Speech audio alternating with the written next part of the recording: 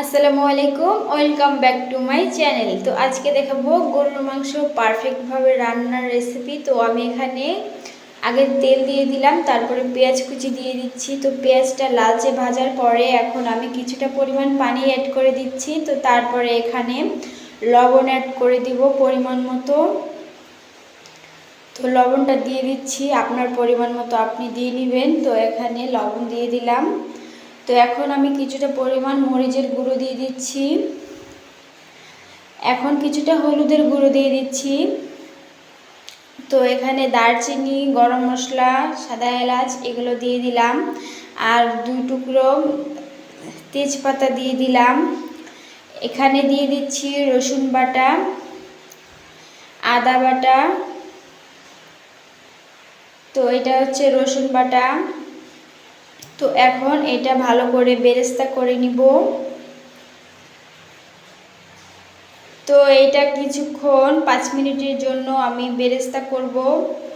তো এখন এখানে দিয়ে দিচ্ছি কিছুটা জিরার গুঁড়ো, জিরা আর ধনিয়ার গুঁড়ো একসাথে মিক্সার আছে। তো এখন আমি কিছুক্ষণ এটা ভুনা করে নিব। তো এই মশলাটা যত ভালো কষানো হবে তরকারির তত তার স্বাদ বেশি আসবে। তো এখন কিছুক্ষণ 5 মিনিটের মতো কষানোর পরে আমি এখন মাংসগুলো দিয়ে দিচ্ছি। তো যখন মশলার তেল দেখবেন উপরে ভাসতেছে তখন আপনারা মাংসটি দিয়ে দিবেন।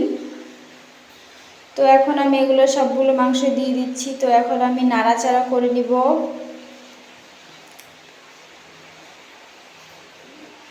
তো এইটা এখন আর পানি দিব না, কিছুক্ষণ নাড়াচাড়া করে ঢেকে দিব। তো ঢেকে দেওয়ার পরে দেখবেন এটা একাই অনেকটা পানি মাংসের থেকে উঠবে। তো সেই মাংসের পানিটুকু শুকাবো, তারপরে আবার পানি দিব। তো এটা এখন আমি কিছুক্ষণের জন্য ঢেকে দিচ্ছি যেন পানিটা উঠে। তো আমি 5 থেকে 7 মিনিট পর তো আবার ঢাকনা গুজিয়ে দেখতেছি, দেখবেন কতটা পানি, দেখেন আপনারা কতটা পানি উঠে গেছে। তো দেখতেই পারতেছেন। তো আপনারা এই প্রসেসে রান্না করবেন গরুর মাংস, তো দেখবেন যে অতুলনীয় স্বাদ। এটা খুব মজাদার টেস্ট। আমি এভাবে রান্না করি, আমার কাছে খুবই ভালো লাগে। পারফেক্ট রান্না হচ্ছে আমার মনে হয় এইটাই, কারণ আমি অনেকভাবে রান্না করে দেখেছি, কারণ সবচেয়ে ভালো লাগে এইভাবে রান্না করলে। তো আমি আবার কিছুক্ষণ ঢাকার পরে আবার নেড়ে চেড়ে দিচ্ছি। আমি কিন্তু এখনও পানি দিইনি, দেখতেই পারতেছেন। তো এখন আমি কিছুটা পরিমাণ পানি দিয়ে দিলাম, কারণ মাংসটা ভাজা ভাজা হয়ে গেছে। তো এখন আবার কিছুটা পানি দিয়ে ঢেকে দিব কিছুক্ষণের জন্য। এই পানিটা শুকানোর আগ পর্যন্ত আমি ঢেকে রাখবো। তো এখন 5 থেকে 7 মিনিট পর আবার এটা নেড়ে চেড়ে দিচ্ছি। তো আবার এটা পানিটা শুকিয়ে গেছে, তেলটা ভেসে উঠেছে। তো এটা এখন আমি কিছুক্ষণ এই তেলের মধ্যে মাংসটা ভেজে কালার করে নিব। আপনারাও ঠিক এই নিয়মেই কালার করে নেবেন ভেজে। তো যদি যত ভাজবেন মাংস তত কালার সুন্দর আসবে। তো আমি কিছুক্ষণ ভেজে নিয়েছি, দেখতে পারতেছেন এখন কালারটা অনেকটা সুন্দর হয়েছে। তো এখন আমি কিছুটা পানি অ্যাড করে দিচ্ছি। তো আমি 3 বার কষিয়েছি, আপনারা আপনাদের স্বাদ অনুযায়ী যতবার কষাতে পারেন। তো এখন আমি এটা নাড়াচাড়া করে ঢেকে দিব আবার মাংসটা সিদ্ধ হওয়ার জন্য।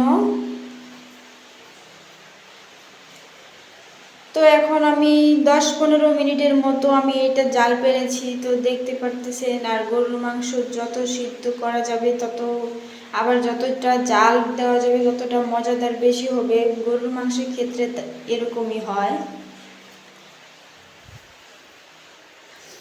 তো আমি আবার ঢেকে দিয়ে জাল দিচ্ছি 5 মিনিট পরে, আবার ঢাকনা গুছিয়ে এখানে কিছু আবার সে জিরা আর ধনিয়ার মশলাটা দিয়ে দিলাম। তো রান্না আমার প্রায় শেষ, তার জন্য এখন আমি এটা দিয়ে দিলাম। তো আপনারাও ধনিয়া আর জিরের গুঁড়ো শেষে দিবেন। তো আমার রান্না হয়ে গেছে, এখন আমি নামিয়ে নিচ্ছি। তো নামিয়ে নিয়েছি, দেখেন কতটা সুন্দর দেখতে হয়েছে। আর তরকারি গরম ছিল, তার জন্য ধোঁয়াটার জন্য ভালো করে দেখা যাচ্ছিল না। তো অতুলনীয় কালারটা এসেছে, তো অনেকটা সুন্দর হয়েছে।